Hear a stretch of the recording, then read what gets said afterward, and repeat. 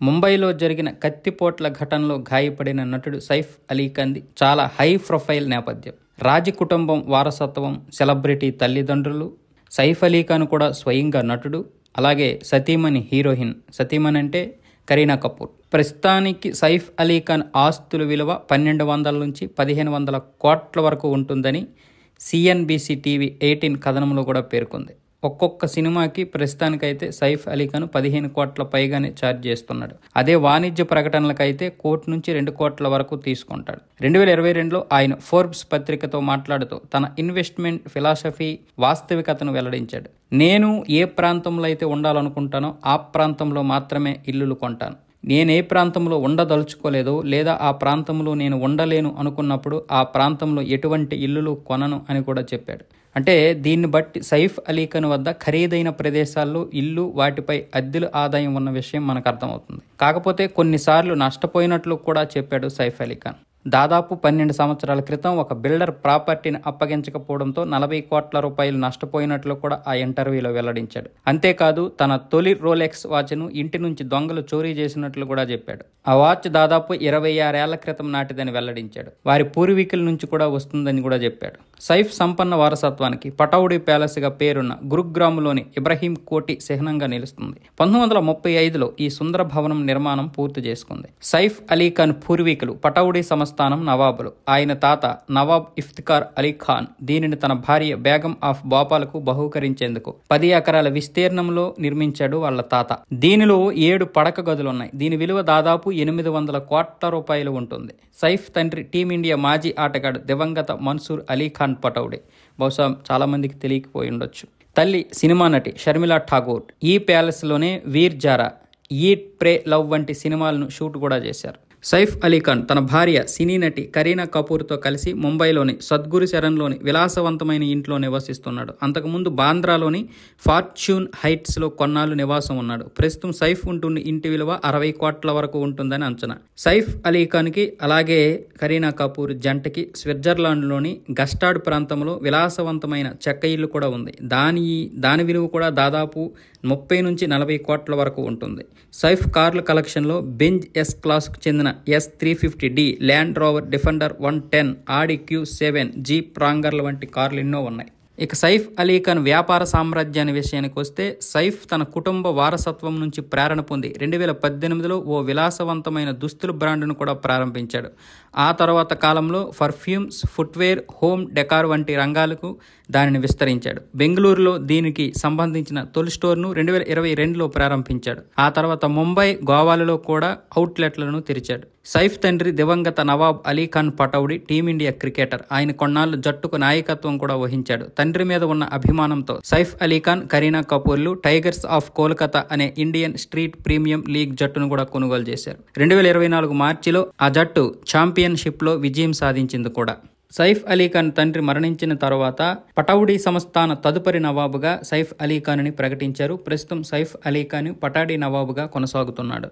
Saif Ali Khan alias Sajid Ali Khan 1970 August 16న ఢిల్లీలో జన్మించాడు. సైఫ్ అలీ ఖాన్కి 2 అక్కా చెల్లెళ్ళున్నారు. సబా అలీ ఖాన్, సోహా అలీ ఖాన్. పెద్ద సోదరి ఆభరణాల రూపకల్పనలోనూ, చిన్న సోదరి నటిగాను స్థిరపడ్డారు. సైఫ్ అలీ ఖాన్కి కరీనా కపూర్తో కంటే ముందే ఒక వివాహం జరిగింది. అదే హిందీలో ప్రముఖ నటి అమృతా సింగ్తో 1991లో వీరిద్దరికీ వివాహం జరిగింది.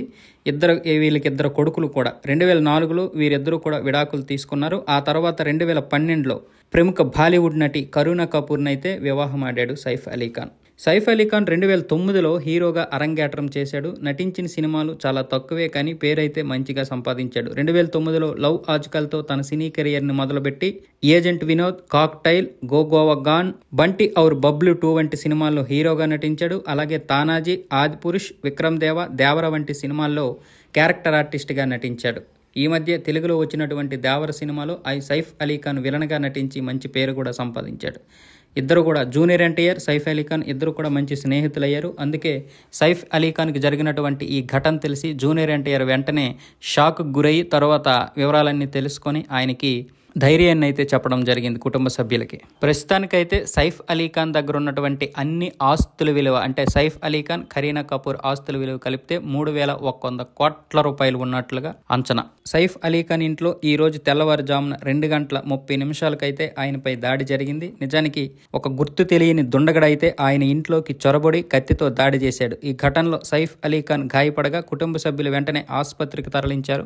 నిజానికి అక్కడ తన పెద్ద కొడుకు వెంటనే సంఘటన స్థలానికి చేరుకున్నాడు. అప్పటికే దొంగ అయితే సైఫ్ అలీ ఖాన్ మీద 6 కత్తి దాడులు పొడిచాడు. అందులో ఒక కత్తి సగానికి విరిగిపోయి ఆయన వెన్నెముక దగ్గరే ఉండిపోయింది. దాంతో ఆ వెన్నెముక కూడా తీవ్రంగా గాయపడింది. అలాగే మెడ దగ్గర 2 కత్తిఘాట్లు అయితే పడ్డాయి. ఆ తర్వాత కడుపు దగ్గర 2 ఘాట్లు అయితే పడ్డాయి. మొత్తం 6 కత్తిఘాట్లు అయితే పడ్డాయి. ఈలోగా సైఫ్ అలీ ఖాన్ పెద్ద కుమారుడు వచ్చేలోగా దొంగ అక్కడి నుంచి పరారయ్యాడు. తర్వాత సైఫ్ అలీ ఖాన్ పెద్ద కుమారుడు కిందకు వచ్చేసరికి కార్లు ఎవరు లేకపోవడంతో, ఒక కారు ఉంటే దానికి డ్రైవర్ కూడా లేకపోవడం వల్ల సైఫ్ అలీ ఖాన్ పెద్ద కుమారుడు డ్రైవింగ్ చేస్తే సైఫ్ కి అక్కడ రక్తస్రావం అవడం వల్ల పట్టుకునేవారు లేరు కాబట్టి వెంటనే ఆటో మాట్లాడి ఆటోలోనైతే లీలావతి ఆసుపత్రికి తీసుకెళ్లడం జరిగింది. అయితే ఆయనపై దొంగే అటాక్ చేశాడా, లేకపోతే ఎవరైనా తెలిసిన వారు చేశారా, లేకపోతే ఆయన్ని చంపాలని ఎవరైనా ప్లాన్ చేశారా, లేకపోతే ఇంట్లో చోరీ కోసం మాత్రమే ప్లాన్ చేశారనేది తెలియలేదు. లేదా ఎవరైనా తెలిసిన వారే ఆ ఇంట్లో దొంగతనం చేయాలనుకున్నారా, లేకపోతే పని మనుషుల్లో ఎవరైనా ఒక దొంగని ఏర్పాటు చేశారన్నది కూడా పోలీసులు అయితే విచారణ చేస్తున్నారు.